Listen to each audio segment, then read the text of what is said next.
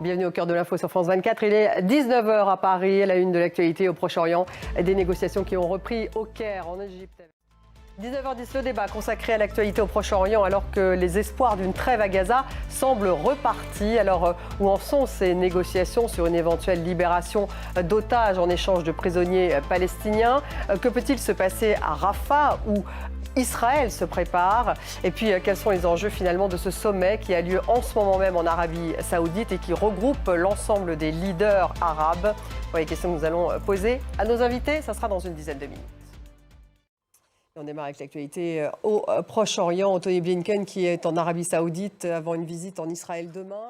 Et finalement, il reste après 5 jours d'incertitude. Pedro Sanchez annonce qu'il se maintient à son poste. Et puis alors, comment la classe politique espagnole ainsi que les Espagnols réagissent-ils à cette décision? À Madrid, correspondance de Clara Denagar.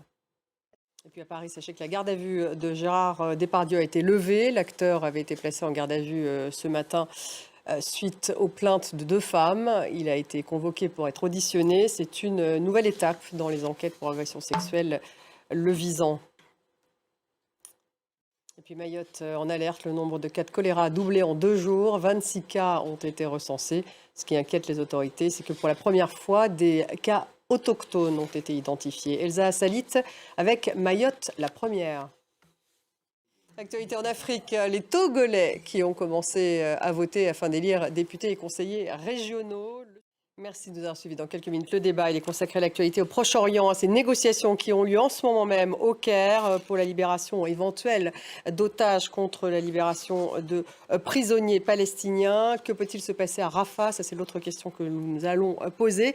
Et puis, quels sont les enjeux de ce sommet qui a lieu en ce moment même en Arabie Saoudite? Restez avec nous.